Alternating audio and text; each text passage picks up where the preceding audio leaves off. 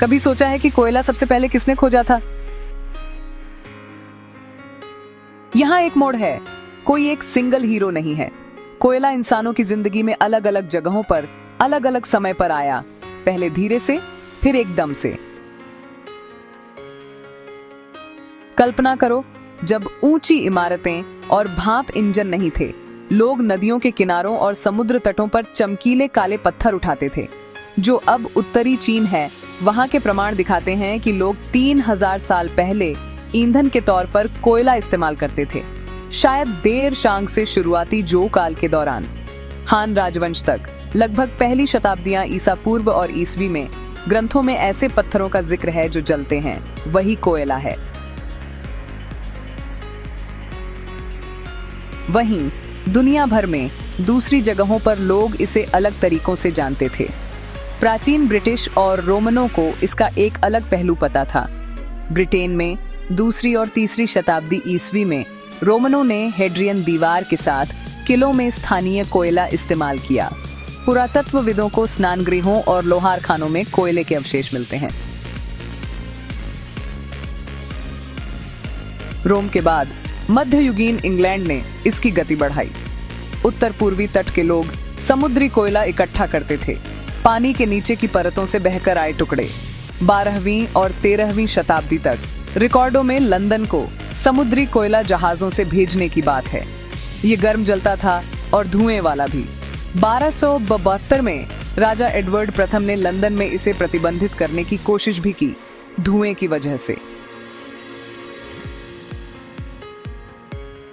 पहला इंसान कौन था? हमारे पास कोई नाम नहीं है।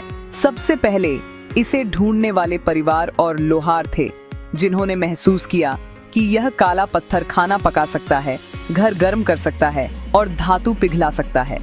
इसे आग की तरह सोचो, कोई एक आविष्कारक नहीं, बस कई जिज्ञासु हाथ। फिर भी कुछ जगहें अलग चमकती हैं। फॉशुन उत्तरी चीन में दुनिया के सबसे पुराने बड़े कोयला स्थलों में से एक बना। लोग कम से कम पहली सहस्राब्दी ईस्वी तक परतों का दोहन कर रहे थे, और जिन और बाद की राजवंशों के अधीन बड़े पैमाने पर खनन शुरू हुआ। यूरोप में न्यूकैसल और नॉर्थम्बरलैंड का क्षेत्र मध्य युग के अंत तक हृदय भूमि बन गया। जहाज तट के नीचे ईंधन ले जाते थे। लेखकों ने नोटिस किया, लगभग 300 ईसा पूर्व में यूनानी दार्शनिक थियोफ्रेस्टस ने धातुकारों के इस्तेमाल के लिए कोयला जैसे पत्थर का जिक्र किया। यह चारकोल या नरम कोयला हो सकता था, लेकिन विचार फैल रहा था।